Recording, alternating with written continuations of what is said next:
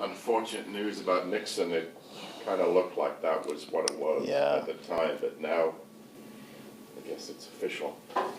Yeah, and it's a big loss for us. He does so many things well, and as a young center back, he's only going to get better. I would say, with the way medicine is these days, I have zero worries for his future. We will obviously just miss him now, but we are obviously excited to get him back, get him healthy, get him back, and I think Nick's has a really big future. Have you talked to him? Like, how's he? I haven't. I've texted. I didn't even check to see if he's responded. I haven't spoken to him since the surgery. I texted him, and I haven't heard back. By all accounts, everything has gone well, and now it's just the period of not much to do, and then you get into the hard work of rehab. I was just going to say that aside, there looked like some positive news with some more players getting back on the training than what we saw today. Yeah, it was nice. Zane came back this week, and he's looked very comfortable, very good. Derek has come back this week, and he's given us a lift in training. Not only intelligent, experience, but he's also one of these guys who lifts the mood of the team. So we were happy to have them back. Henry was in today and looked incredibly lively, so he's got to be getting close as well. Let me see what else we got here. Obviously the ones who are out, Richie, DK, Nix. Oso's been running and doing some training on his own, so he's not too far off. And Simmer is also close to coming back. So we obviously are still missing some guys, but it feels a lot better at the moment than it has for probably a couple of weeks. Do you expect any of those guys you mentioned, obviously Kerr and Richie aside, to be available tomorrow? Yes, I believe Zane and Derek will be available tomorrow. What is Simomachic's prognosis? Is it short-term, long-term? It's short-term. Yeah, he's already back training. He's doing stuff on the field. He's feeling better. I think he'll be available pretty quickly.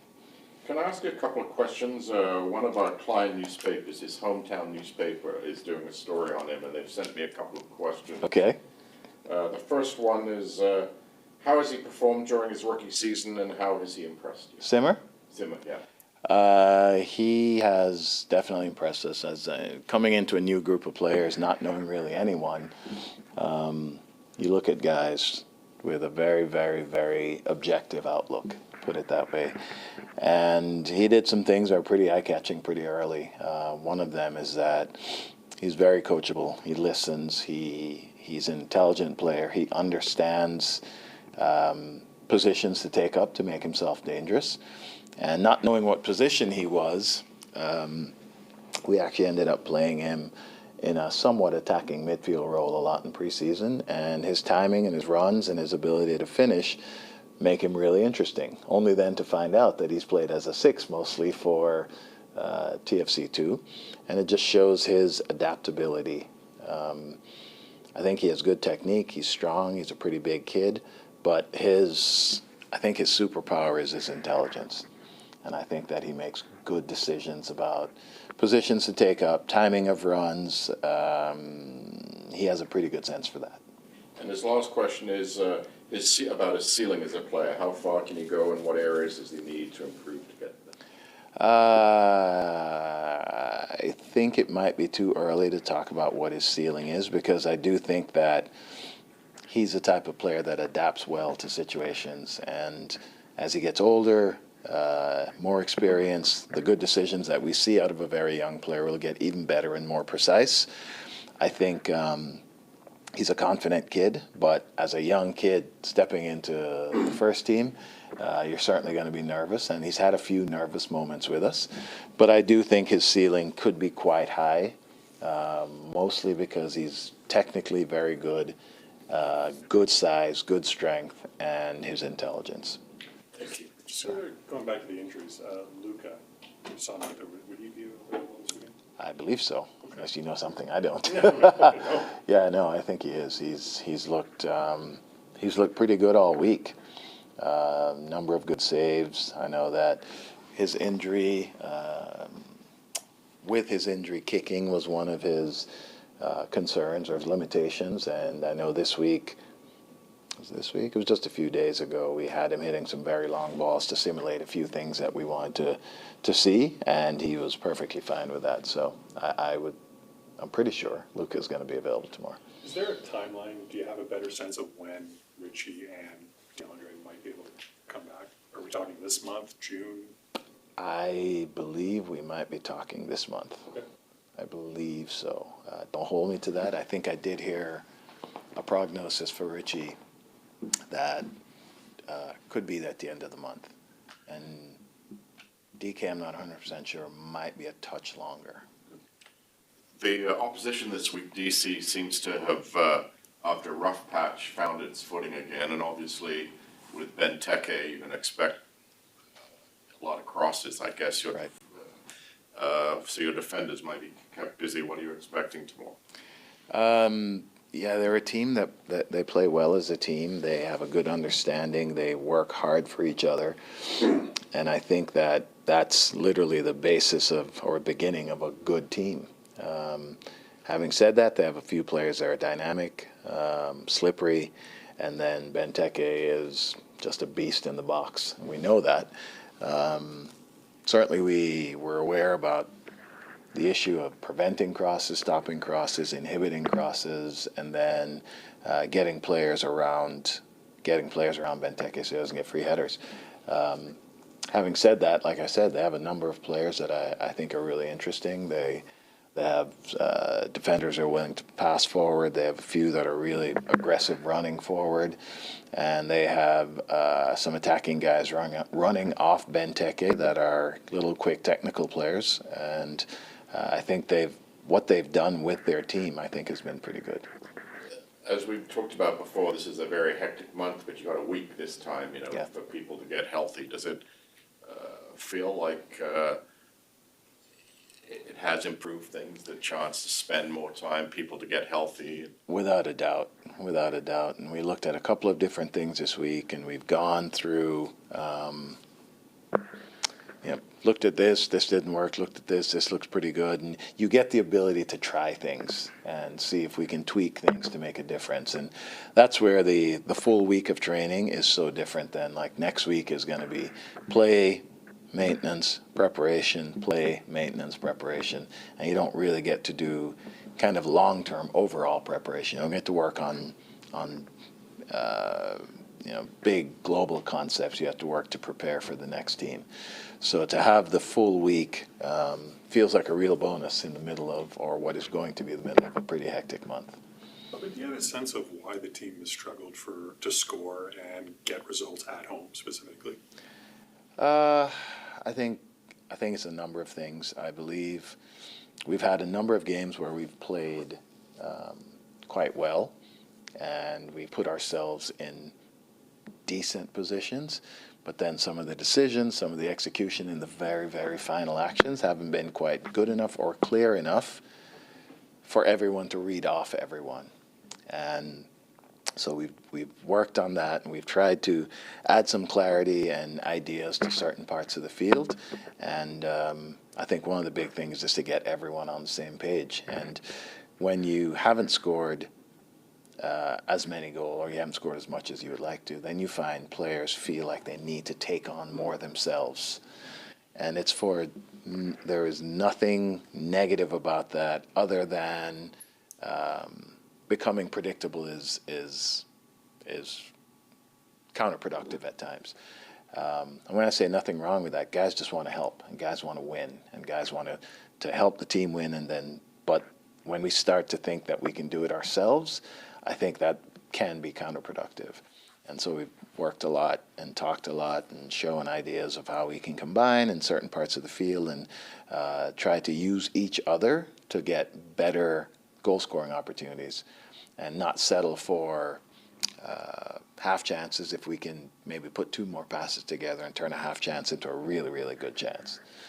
Can I ask you about Ula and Kevin? Ula came off last week, wasn't perhaps not ready for the full 90, and Right. and Kevin too wasn't quite ready. Do you anticipate, are they now at a point where they are ready? I think with Ula coming off the injury, I don't know if he'll play 90 minutes. I'm sure the medical staff will not want us to play him 90 minutes, but it's building his minutes as we go forward. He's had a good week physically, and I really feel like he can put out a strong output for a pretty long time. And I haven't heard anything that would make me think that Longy won't be able to play the whole game. Because he would be useful against somebody like Benteke. He has been. He has been in years past. He was useful in the first game. He's that is kind of, I think, the kind of battle that he licks his chops at, because he knows that he's very good in the air. He's very strong in the air. He's a good marker, and he knows Benteke is arguably the best in the league in the air. So, therefore, it's a kind of challenge that I know Longy's always up for. Do you think we've seen, sorry, John, do you think we've seen the best of Ula yet? We've seen No, glimpses of it. no. We have not seen the best of Uli yet. I don't think even close. Since he's been here, he's been fighting little injuries here, little injuries there. Initially, it was getting him up to speed fitness-wise, and I feel like we've scratched the surface of what he can do. His ability to battle physically is very good. He helps us get up the field that way, but I think what we haven't seen yet is that he can really score goals. And the better we play in the attacking half of the field, I think the more opportunities are going to occur for Ula. And certainly that's something we've been kind of working at for the last couple of weeks, when for a while we just really hammered engagement, defending, and we had that good stretch where we kept ourselves in games, and then now we've started to really turn to what we do with the ball, what we do in the attacking part of the field with the ball, and I think the better we are there, I think the more you're going to see Ula. Do you envision any TFC2 guys getting possibly called up? This week, We saw Drew out there today, but I was wondering about him or anyone else. Charlie might be. Charlie Sharp might be. Just going back to Ula, I guess the more sharper he gets, the more it opens up for Fede and people like that, who's been getting a lot of attention recently. Right. And that's the thing, is that we need to be a multi-pronged attack. Because obviously unpredictability in this game is everything. Because all you need is a millimeter. All you need is an inch, but you don't get that inch if you're not unpredictable, because teams will set up and deal with what you do. But if you can hurt teams in a number of different ways from a number of different spots on the field, that is the best place to be as an attacker and the worst place to be as the defender. I mean, I think generally speaking, people understand that this is kind of a bit of a rebuilding year, but at the same time, seems to be this growing frustration amongst the fan base. Can you appreciate that at least? Can you sort of sympathize? Listen, without a doubt, between, what was 2006, 7 was the first year? Between 2007 and 2015, there was nothing but futility here. 2015, we got to the playoffs, got bounced out in the first round, came back 16, made it to the final, 17 won. 19 made it to the final, 18 almost won Champions League. So there was a brief 5 years really, that were incredible. I would say 16 through 20 were pretty impressive in a lot of ways. 18, the regular season, was a disaster, but what we did in Champions League was really interesting.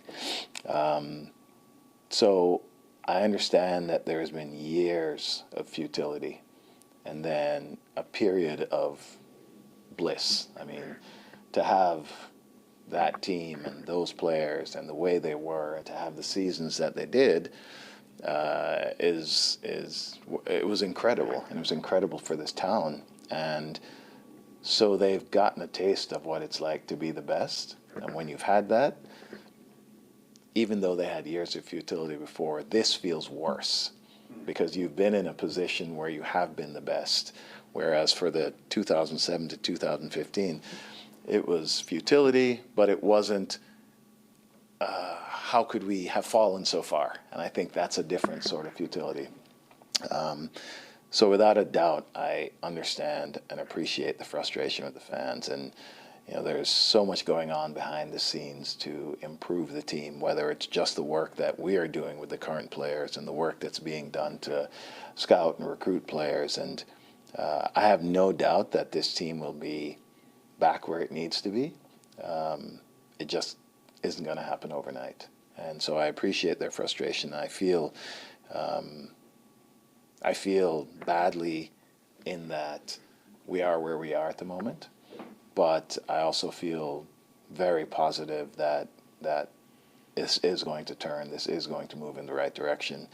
I know the people above me are all completely committed to it, and literally feels like no one's going to rest until we get back to where we want to be.